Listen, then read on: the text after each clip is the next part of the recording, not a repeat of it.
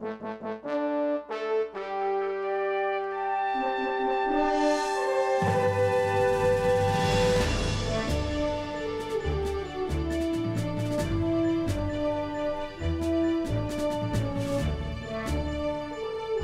Sunday, everyone. Welcome to Our Issues Birmingham. Today's guest is Don Lupo. Don has been a friend of mine for almost as long as I can remember. He is currently the operations manager for the city of Birmingham, and he does a lot of good things for a lot of people, but particularly the homeless people. Here at Christmas time, we felt it important that we talk about that and those that are less fortunate than us. Don, welcome to our show. Thanks, Tommy. Tell me how you haven't always been focused on the homeless population in Birmingham. So first of all, why don't you start by telling us how you got to be so focused on that issue? It really goes back a long time. It goes back 51, 52 years. And I'm 15 years old, and my sister is 11. And we are sitting, at home getting ready to have dinner one night, and our mother told us that she wanted to have a conversation with us over dinner about something that she wanted to do. And, we're thinking, what does she want to do? I mean, report cards don't come out for 6 weeks, so I don't have to worry about that. And I'm thinking all the time that my little sister must have done something terrible, and, my mom wants to talk to us about that. So then, of course, my sister's thinking, well, you've done something terrible. But anyway, so we sit down to dinner, and our mom comes in, and she says that she wants to buy some life insurance, and she doesn't want to leave us as the beneficiary. She wants Thanks, to... Mom. Yeah. And it made the conversation really easy because we knew we were taken care of. She had made really good plans for us, but her mom and dad, my grandfather, who I always called Big Dad, and my grandmother, who everybody called Meemaw, Big Dad and Meemaw, they were capable of taking care of us were something to happen.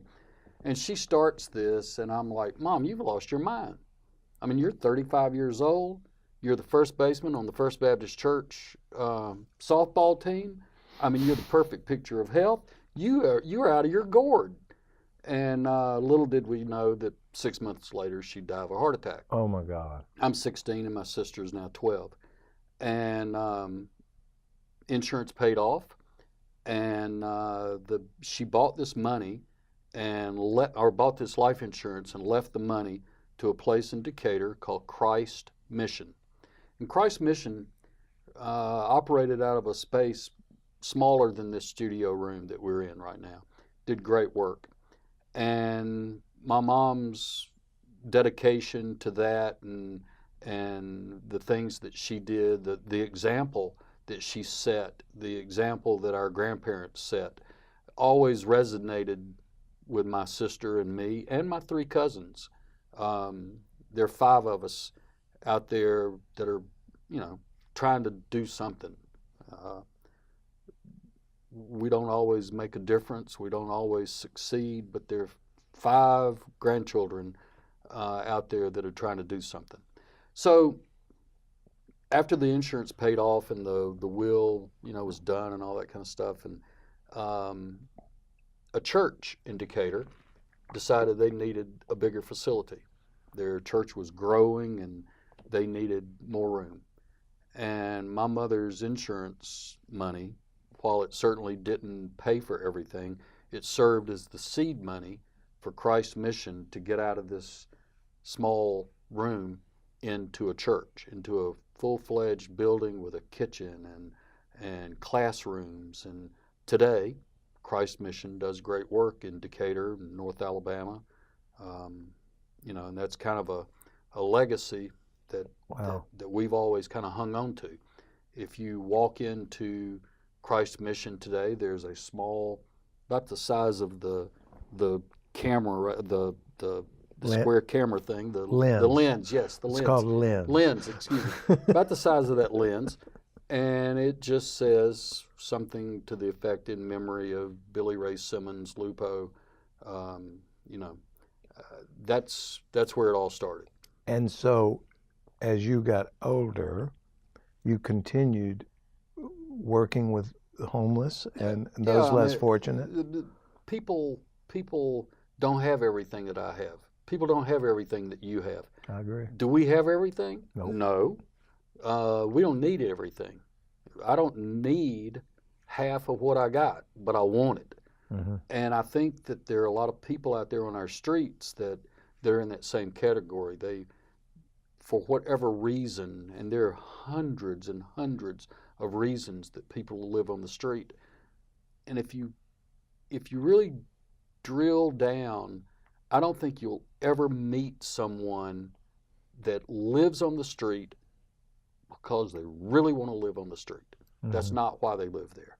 There are reasons, and mental illness. There's hundreds of reasons. You know, I travel a lot, and I just recently came back from Portland. I've spent time in San Diego, where my daughter lived once upon a time. Huge homeless populations in those places. Los Angeles, another one. What is our population like here? Well, comparatively speaking, I'm assuming we do a count every year. It's called Point in Time. One Roof, which is the umbrella organization over all the homeless providers, they do a count.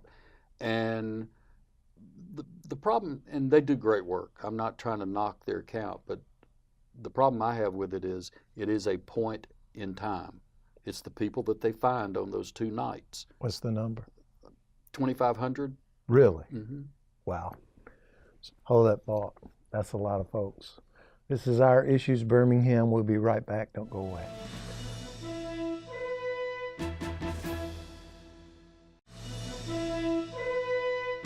Welcome back to Our Issues Birmingham. We're talking with Don Lupo about the Birmingham and its homeless population. And quite frankly, at break, Don delivered us a staggering fact that there are, on any given night, up to 2,500 people that are homeless in Birmingham. Where are they? Where are they hanging out? They're in our doorways. They're on our street corners. They're in our parks. They're along railroad tracks. They're under our bridges and our viaducts. I live on 3rd Avenue North between 19th and 20th, and you go down 19th Street, across the street from the McWayne Center, and I think there are 5 doors in that block, and there are 1 or 2 people laying in those doorways every night of the week. Out of in sort of an alcove. Yeah. They're undercover. They go around the dumpsters and get cardboard, put down a layer of cardboard to lay on, and then they cover up the best they can with what they have to cover up with, and that's where they sleep. Well, I know you're very active with the Firehouse Shelter, but the Firehouse Shelter has limited capabilities. I think capacity is maybe 60 something. There are not enough beds in our city. There are only 3 emergency shelters: Salvation Army, First Light for women, and the Firehouse Shelter. Those are the only 3 emergency shelters. And the 2 of those are for men. Salvation Army does men and women. Okay. And they do families. They have an area for families. Mm-hmm. And then First Light is for women or women with children. And then the Firehouse does men. Mm-hmm. But even though the Firehouse is mainly a men's shelter, at lunch and dinner we serve men, women, and children. We have a house out on Cotton Avenue where fathers that have custody of their children, or maybe temporary custody or joint custody, they can take their children there for the weekend, stay in Firehouse sheltered bed and house, and be with their children. Firehouse has 11 different properties around town. Oh, it's not just the one No. spot. Everybody knows the red brick building at 1501 3rd Avenue North, but that's just the emergency shelter. Then we have apartments up in Fountain Heights, and we have the house on Cotton, and we have property out towards Center Point, and property in Homewood. Either we own or we rent through HUD and through grants and things, and have men that live in these Firehouse sheltered beds. Well, let's say that I'm a parent who has an adult child that's uh, gone astray, and I can't deal with it as a parent. How does that person initiate the contact with the groups you're talking about? Well, many times the parents don't necessarily initiate the contact. Many times it's the young person. It would have to be, Yeah.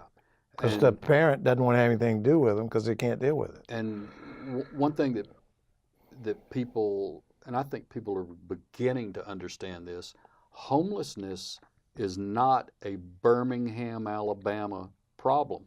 Homelessness is a community problem.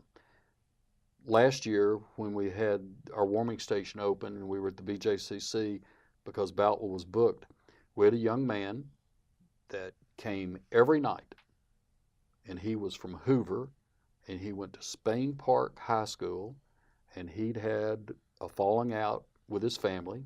I don't know what the reason is. I don't care what the reason is, but he came and sought shelter with us every night for over a week, and got up every morning, went in the restroom, took a spit bath, and put his clothes on, and never missed a day of school. Wow. There are people out there that have the drive. McDonald's that used to be on the corner of 20th Street and 4th Avenue North. Every morning, there was a lady that brought her children, and they'd pull up to the curb, and they never bought anything, but she would take her children in, bathe them in the sinks, and put them back in the car and drive them to school. They lived in their car. Mm-hmm. This happens all over the place. It happens in every community, and we ask ourselves sometimes, are we our brother's keeper? And maybe we don't want to be, but we are, or we should be. Aside from shelter services, do the places you're talking about offer other social services like help in finding jobs, help in getting clothing and things of that nature? Most of these shelters have a clothing closet. Most of the shelters are aligned with different clinics or with different doctors. For instance, the Firehouse shelter, which I know the most about, the Firehouse shelter outside of the campus of the University of Alabama, Birmingham, the largest clinic they run is at the Firehouse shelter. Mm-hmm. They do all sorts of medical services for the guests at the Firehouse shelter. You don't ever think about a homeless person sitting down at a desk and working on his GED. But that's available too. Every day. We offer GED classes at Firehouse Shelter every day, as does most of the shelters. And people take advantage of those things and get their GEDs. They get that doctor's appointment they need. They get lined up with their mental health services. If you don't come to the shelter, if you're just going to the park, you don't get that opportunity. Yeah. Hold a thought. I want to talk about financing of what y'all do and how that goes about on it when we come back from break. This is Our Issues Birmingham. I'm Tommy Spina. Don't go away. We'll be right back. Welcome back to Our Issues Birmingham. We're talking with Don Lupo about our homeless problem in not just Birmingham, but the surrounding area as well. And he's a Chief Operations Officer for the city of Birmingham, who's actively involved in the homeless population and trying to help cure the problem. I have to ask, where does the money come from that makes these things happen? Well, in many cases, there's been some bad press out there recently about the city of Birmingham. I think we've overcome that problem, but again, where's the money come from? well, obviously there are grants. There's federal money. But most of our operational money, what keeps the lights on day to day, what pays the water bill, what keeps us operating, most of it comes from those people that I refer to as angels. And without the community, we can't operate. The government doesn't give us enough money. The government doesn't give anybody enough money. The community has to rally, and the community has to do what they do best, and open up their wallets, but open up their heart and give to these organizations. And we are so fortunate, after 30-something years of running the Firehouse Shelter, the community really gets behind us and does those things. Well, I mean, in reality, although the inner city would be where the homeless people would flock to, they're not just within the city limits of Birmingham. No, there are homeless communities in all of our cities. Yeah.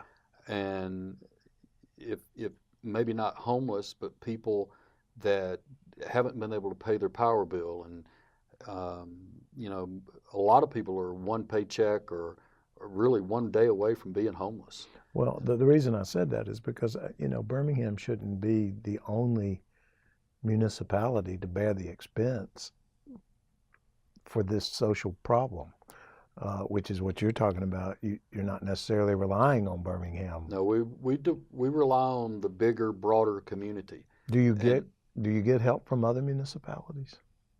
No. That's sad. There's been conversation. I'm an angel, by the way. That he is. But yes, there has been conversation, and I think, maybe when people do budgets, when they get back into their budget cycle, I think there are going to be some other municipalities that are going to help us. I mean, any little bit would help. I mean, you're not looking for $1 million. No, I mean, deposits. we've gone through the capital campaign, and we've raised, upwards of $6.5 million, or upwards of $6 million, and that's so much of it has been from small donations. Yeah, we had a family that gave us $1 million. We had a couple of people that gave $500,000, and some people that gave $250,000 and $100,000. But a lot of it was $10,000, $5,000, $1,000, $100, $50. So $10. if someone out there wants to make a donation after they're moved by this show, how would they go about doing that? They can go on the website, firehouseshelter.com. And it has a donate button? It has a donate button. And, if you do the operations, if you're worried about us staying open day to day, which we're worried about, you can donate $10, $5, whatever you can help us with. And I think it's very important that we're talking about money.